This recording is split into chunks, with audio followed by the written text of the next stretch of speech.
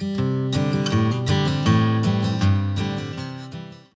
it's Tanya and I'm here with the weekly sketch inspiration, and I am using the March 2018 Hip Kit Club kits, and I am using Vicki Boutin's watercolor paints. And if you haven't seen it, I do have a swatching of them on my YouTube channel, so you can check them out.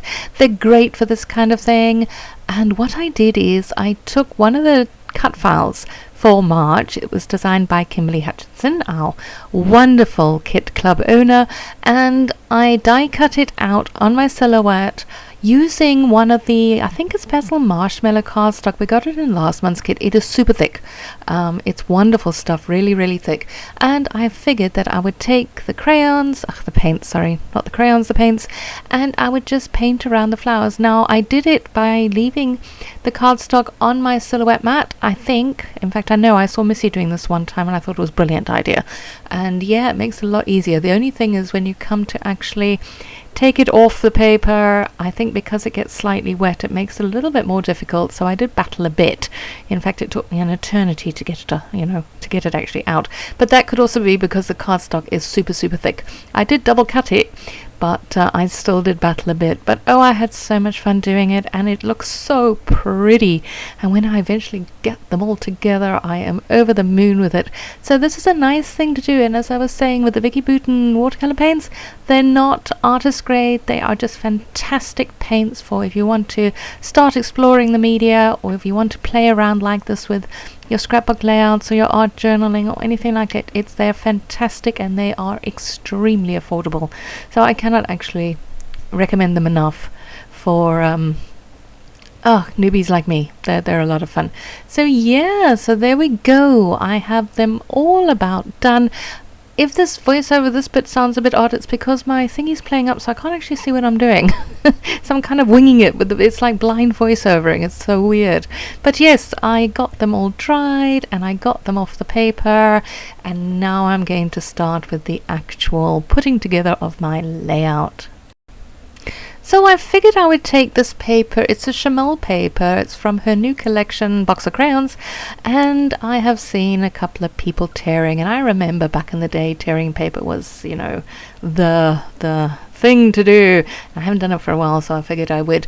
And if you watch that yellow, that one yellow flower goes on this layout, comes off, goes on umpteen times, and the poor thing never gets used. But I do a valiant effort of trying. So yeah, I have, as I said, I tore the paper, and this bright pop of yellow is fabulous. And so I matted my photograph. It's a photograph of me. We went to the aquarium recently, and I think it was Tamsin that took this photograph. She was taking me and I was taking her, and yeah, it's nice to get yourself in the layouts every now and then. I don't do it often. I prefer to be behind the camera, but it is nice to do one, of yourself. There's that yellow flower again. So I'm thinking the white cardstock is a little too stark. It's too white, so I briefly contemplate this beautiful marbled paper, but then I figured that too much is going on, and I want to highlight the flowers that I watercolored, because I was really, really pleased with how they came out. And do you see there, they absolutely pop on a dark background, and we got two in this kit. There were two of the B-sides that were this kind of dark brown. So I went with this one because it was slightly darker than the other one, and I just felt that the flowers popped so much more. And yeah, now I'm just going to arrange them, and I've got those two pieces of paper which I have torn, so I'm going to use them kind of like a flower bed, or like a garden, and I'm just going to put my flowers on there, trying not to put too many of the same color together. And I change up the configuration a little bit. You do a design and then you look at it and then you add your photograph and you think, maybe it doesn't work so well. So yeah, the flowers do change a bit as well, but doesn't it look pretty? And really, it was super, super easy to do. And I mean, you don't really need a die cutting machine. If you don't have a die cutting machine, you can draw your own flowers and cut them out and watercolor them.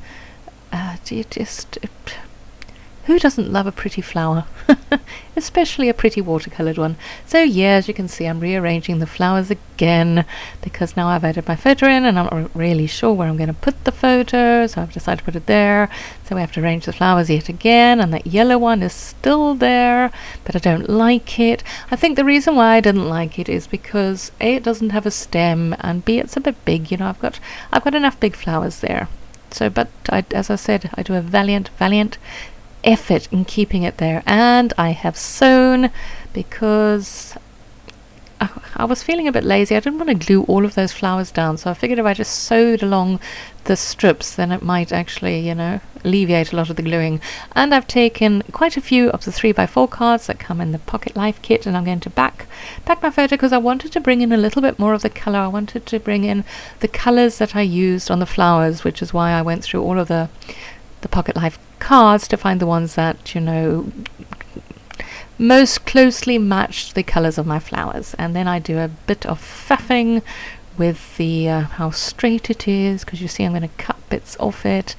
I do get a little bit anal sometimes when it comes to these things. But now I'm happy, so I can put it in there. And I must say, I'm really pleased with how this came out. And that friggin' yellow flower, I wish I'd just thrown it away because it's obviously bugging me, and it's bugging me even more when I watch what I do with it. So yeah, I was saying I'm really very happy with how this came out. It's not something that I normally do. It's not a design I normally do. I'm trying to venture out a bit more, you know, out of my comfort zone. I tend to be a somewhat simple scrapbooker, or a linear. Maybe I'm more a linear one. So I'm trying to be a bit more artistic with my layouts. And yeah, I don't know, sometimes it works, sometimes it doesn't, but I think it worked this time. And yeah, I was wondering whether that putting the torn paper at the top was a good idea, but then I decide to leave it there because I like the fact that it's duplicating the yellow at the top. And then I bring in some of these really beautiful butterflies. Yes, the butterflies, aren't they? It's been a long day. I can't remember where they come from, but they are lovely. And then I go on a bit of a title kick because I have that we got this from the Simple Stories collection. We got the chipboard, and there was an I am there, and I'm thinking, what else can I do with it? And then I go with, okay, I know what I can do. And I was looking for, well, here I'm trying to think, and then I reckon, okay, I'm going to use these stickers. They're lovely. I actually love this font. It's really, really pretty. So I'm going to go with I am and always will be me. Yeah, we go. One of those feel good sort of pushes for oneself, you know, because yeah, you can't be anybody else, can you? I mean, you can try, but in the end you're still going to revert back to who you really are. So yeah, and I love how it all fit together because of the fonts. It just comes together really, really nicely. So it was a good scrapbooking session. I've been having some good ones lately, actually. I've been getting into the art journaling and you know, with the scrapbooking and memory planning and all of this good stuff. So I'm having a good time. Artistic wise, see, doesn't that look so pretty? It just fit in well. And yes, I do take some foam squares, and I'm just giving to back some of the flowers to give them dimension and a bit of lift and interest, because yeah, it's fun to do that, and it actually makes quite a difference, makes quite an impact from such a tiny little foam square. And these are also from the I Am collection. They are just a few feel-good phrases again. I can't remember what they're saying. I can't read it from here. But yeah, I did feel a bit odd putting the I am beautiful on there.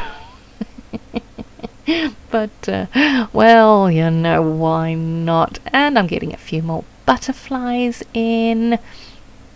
I can't remember where they come from either, actually. Oh, I think they come from the I Am collection as well. So they're chipboard. And yes, a bit more dimension. And we're almost coming to the end. I then added some enamel dots. I put them on the flowers. It's adding in a different element, a different texture. It's all in the name of A, using up your stuff, and B, making something look pretty, bringing in different colors and things. And I'm just going to pop on a few more of those butterflies because I love them. And I'm going to come to the end. So I hope you enjoyed this. I hope you will check out the the Hip Kit Club Facebook forum, where every week we hold a challenge, a sketch challenge, and there is a $10 coupon code up for grabs. So yes, please come check us out and like and subscribe, and we'll chat again soon. Bye bye.